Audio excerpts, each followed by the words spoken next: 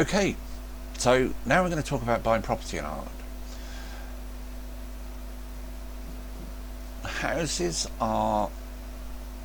The property market in Ireland is not like the UK. Surprise, surprise. The thing to remember is Ireland is two countries. It's Dublin and the rest of Ireland. Dublin, the price of property went through the roof long ago. It is well beyond my means. Unless you're selling, a place in the centre of London, you won't be able to afford a place in the centre of Dublin. You'll be lucky to find a place on the outskirts. The public transport is key to living in Dublin because the traffic is so congested. So I'm not even going to go there when it comes to buying a property in Dublin. If you're going to retire, the thing you're going to think about is the coast. I know it's just the south coast, west coast, even the north coast is the place to look. Also, I'm very fond of the North Antrim coast, and there are a lot of easy things about moving to the occupied north. Obviously legal things. People are still Irish. It's still nice, but it's legally part of the United Kingdom at the moment. So the property market, I found it to be unstable and unpredictable.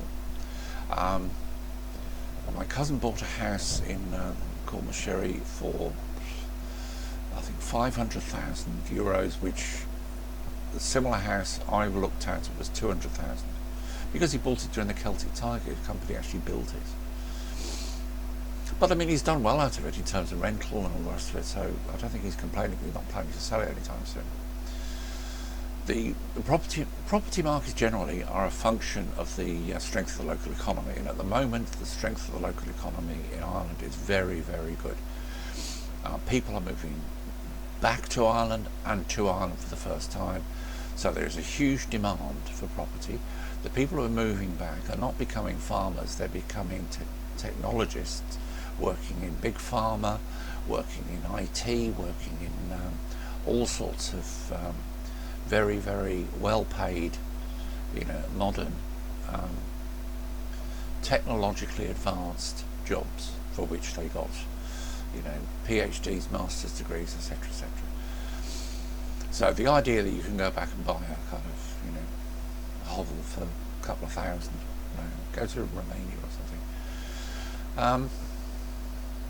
What you can get for your money is certain places offer very good value, but don't forget you get what you pay for. If you go to like Clonakil's, a popular town, it will cost you more than Bandon, which is just up the road, which isn't on the coast. And of course Bandon has pigs of Protestants.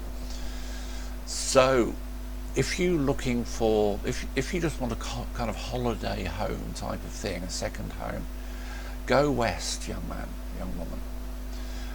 Kerry, the Kingdom of Kerry is probably the place to go. Beautiful, beautiful, beautiful scenery. Some places of such astounding beauty that you will barely believe they are on the planet Earth, such as Dingle, the Beara Peninsula. If you're on the Ring of Kerry, you will be absolutely inundated with tourists during the summer. Don't go anywhere near Killarney. Limerick, yeah, I mean, it's there's lots. I say a lot about Limerick.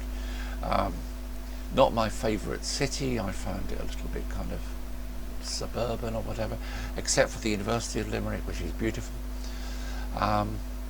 But around the coast of Clare, there's lots of very nice places. A lot of north coast of the sort of borders of the Shannon are very easy. Of course, Shannon Airport is very convenient. I don't know much about Galway or anywhere or points north, but I know Galway Bay is particularly beautiful, and Galway, as far as I know, is a really nice place to live. But I chose Waterford. I chose the east coast because it's it just feels a bit more connected to the world, and I wanted to live there rather than treat it as a holiday home. Now, Waterford offers astounding value for money.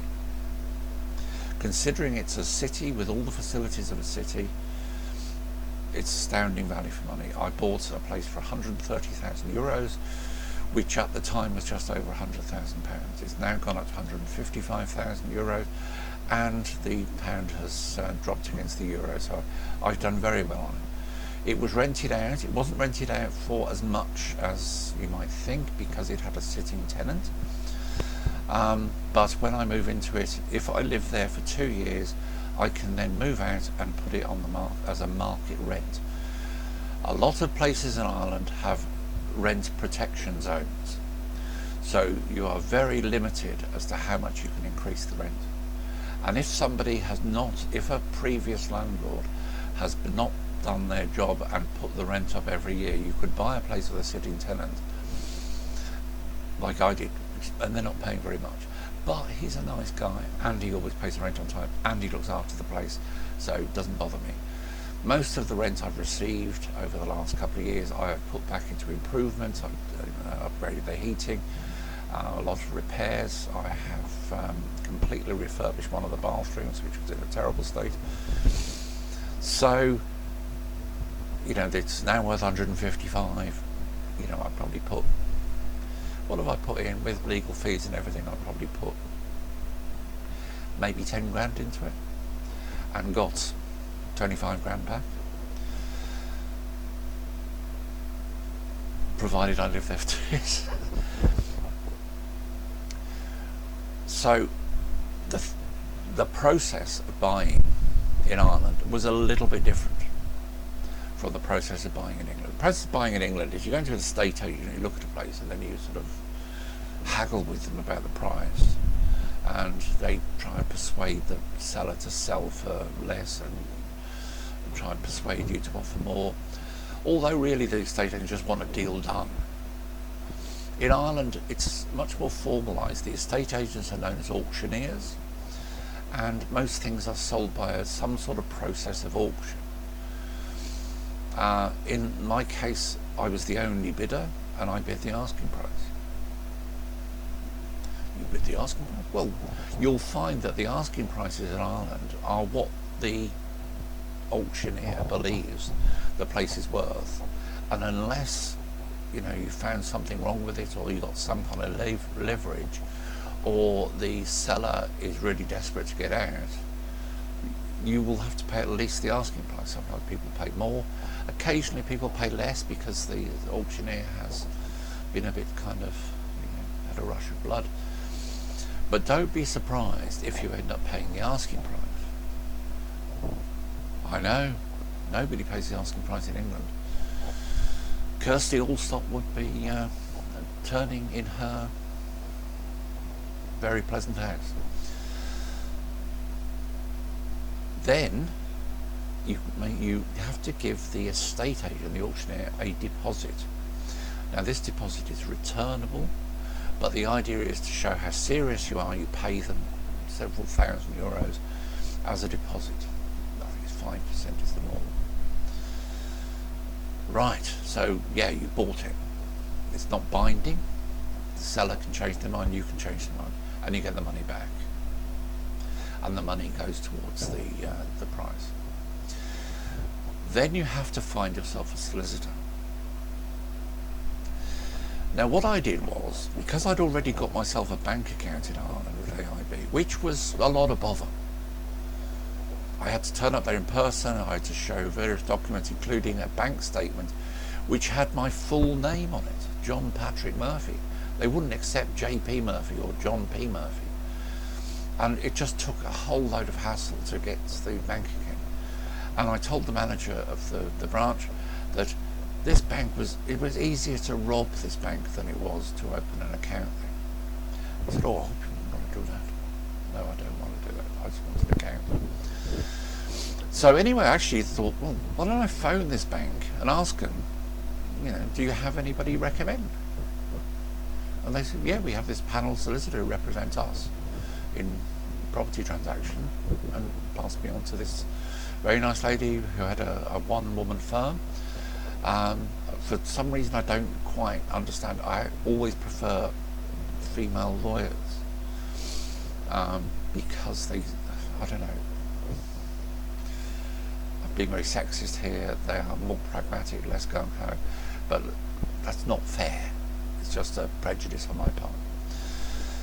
And we started the process. First thing I had to do was to get a PPS number, which is the equivalent of national insurance number, and that requires filling out various forms.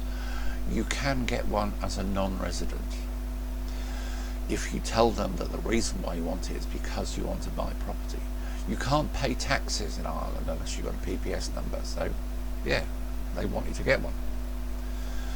I mean, I'm the sort of person who kind of pays taxes anyway, because they're generally not very high because I'm a low rent person, and it's more trouble than it's worth to try and avoid them. So you have to fill out various forms and you get a PPS number. It just arrives in the post. And they don't seem to have a problem with the fact that you've got an address in England. Same with the bank, they weren't bothered to have an address in England. So long as I told them why I wanted the PPS number, why I wanted the bank account. I had to identify myself in person to the Irish Lodgement. I had to physically go there and wave some papers around. But I took the opportunity to ride up and down the Waterford Greenway on an electric bike, which is extremely good fun. And then the trouble began, because the seller was non-resident. He lived in Dubai, and he was using a solicitor in the outskirts of the outskirts of Dublin. And the other side solicitor, to say that they moved at glacial pace was to exaggerate the amount that they moved, because glaciers steadily move. This lawyer just didn't reply to letters, didn't reply to emails. It would take 6 weeks to get any kind of reply from them, and it went on and on. I actually phoned up the other side's firm and gave them a shouting. They were very surprised. The auctioneer estate agent was in the middle of this.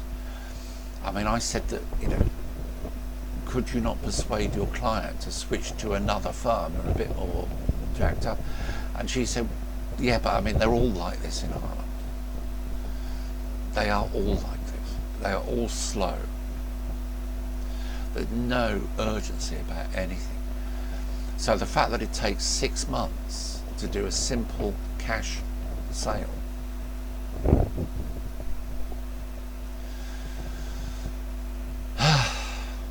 but of course nothing I can do. The seller had instructed these very, very poor firm of lawyers who weren't local. I'd instructed a local lawyer, and the auctioneer told me that she was not the fastest lawyer in the world, but she was at least responding to correspondence in a reasonable time. This is something you need to bear in mind. There is nothing you can do about it. Nobody you can shout at, there is nobody you can report anyone to. This is Ireland. And it'll be all right, it'll be all right. And I was just so shocked when eventually the transaction went through. And I mean, it was just crazy. I was talking to the tenant who was there, and the other side solicitor said, I haven't been able to contact the tenant to tell him that they're about to sell the house. So I supplied the other side solicitor with his phone number and his email address. Oh. And turned out to be a very nice chap. Went to see him and explained to him the situation, that I would be moving there in 2 years. And the process of terminating his tenancy, again, I told him I was going to do it, so there's no kind of, hopefully it didn't come as a surprise to him, and he's plenty of time to make arrangements. I had to give 6 months notice to him, and I had to do it through a formal process through the Residential Tenancies Board. If you're renting out a property in Ireland, you have to register it with the Residential Tenancy Board. You also have to have a collection agent who is a resident collection agent. And I use a collection agent called Tax Return Plus. They've been very efficient. They charge €399 per year, They act as collection agents. They also submit all my tax paperwork. And I've been very satisfied with their service, and I think $3.99 for peace of mind and compliance. I don't think that's an unreasonable sum. So I have to pay tax on the rent, but I've been spending a lot on the property, so I'm not spending a lot of money on tax. You also have to pay land property tax, which is a very small amount of money. And a lot of the services that in the UK you get from your local council are actually private services, for example, waste collection. So that is paid for through the service charge on the development that I moved into, which is over €100 a month. That pays for insurance, and it pays for rubbish collection and repairs. That is an issue in a lot of Irish property, because most of the people, if you get a flat in a block of flats, most of the people there will be landlords. They want the maximum rent for the least outlay. So they do not want service charges to go up. As a result, a lot of shared developments are in a very poor condition. They need painting, they need maintenance, the lift doesn't work. You know, when I was looking for property in Waterford, I was actually shocked by the conditions that some people were living in. I remember going to a flat that was occupied by, I think, 4 nursing students, and they were paying €1,400 a month for a rundown. You know, it just needed repairs. It needed the cooker fixing, it needed the cupboards fixing, it needed the floor fixing, it needed decorating, and the development itself was in very poor condition. The lift didn't work, and it needed external painting. And I said to the estate agent, look, if your daughter was living here, you would pull her out, kidnap her, and take her home. So be very careful. Don't assume that the property management company is going to look after everybody's property. If people live, if owners occupy the flats, then it will be okay. If it's just a load of greedy landlords, don't go. So, buying a property in Ireland has its complications, but is it worth it? Well, go to Ireland and look around. It's a beautiful environment. People are nice. You know, to move to a strange city, to retire to, is a risk, but I wouldn't risk it in anywhere other than Ireland. Now, some people move to all sorts of places. They move to France. They can't speak French or can't speak very well, and they discover everything is fermé. The shop that they saw when they bought the house is fermé. Everything, you have to get in a car and drive 30 miles to get anything. Not the case in Ireland. Shops are the same as England. It's got Tesco, it's got Aldi, it's got Lidl. It's also got SuperValu, which is a sort of O'Kane and Waitrose, Sainsbury's type place, and Dunnes Stores, which I don't know what they do. They are Marks and Spencer's type place. So you won't have, you will have a lot of familiar things around you, and all the benefits of Irish culture. But slow down. Enjoy. That's what Ireland's about. Next I will talk about some of the logistics of moving.